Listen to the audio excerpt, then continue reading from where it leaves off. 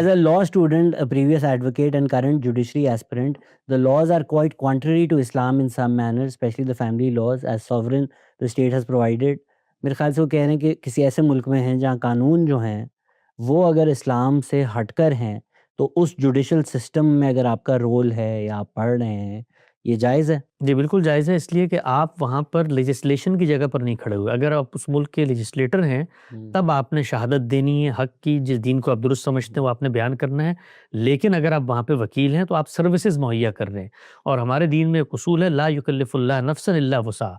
آپ پر حد وسع، آپ کی جو کیپیسٹی ہے اس سے زیادہ کوئی ذمہ داری نہیں ڈالی گئی. تو ہم جو ہیں وہ اس کے مسئول نہیں ہے کہ وہ قانون مسلم لا ہے یا وہ مثال کے طور پہ کوئی اسلام کے خلاف لا بنا ہے. ہمارا کام ہے اس لا کے مطابق لوگوں کو ریلیف دینا، جو بھی وہ لا ہے.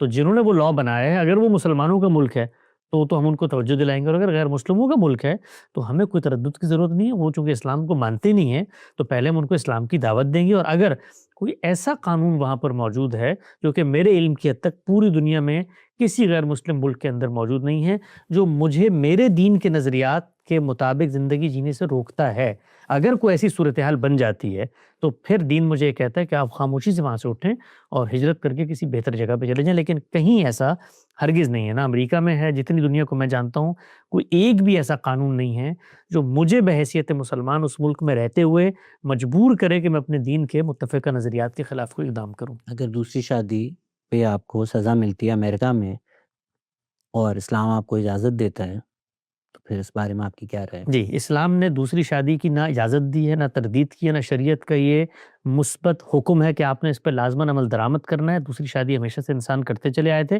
اسلام نے ان پہ پابندی نہیں لگائی تو اب ریاست پابندی لگاتی ہے. کس وجہ سے لگاتی ہے؟ وہ لگاتی ہے کہ حق تلفی ہوتی ہے. جب آپ ایک بیوی کی موجودگی میں دوسری کو لے کر آتے ہیں تو اس کی حق تلفی ہوتی ہے.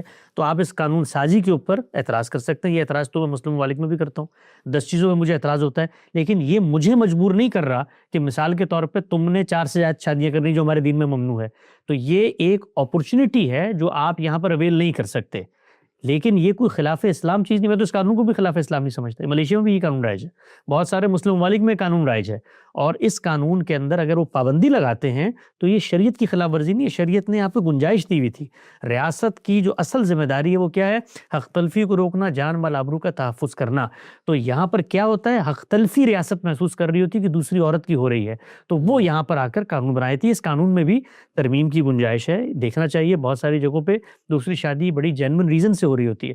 تو امریکہ کے اندر یہ قانون بنا. خود امریکہ میں اس میں استثناءات ہیں، یعنی بعض ایسی کمیونٹیز، عامش کمیونٹی ہے، وہ اس کو گوارا نہیں کرتی، انہوں نے اس کو استثناء دیا ہوا ہے.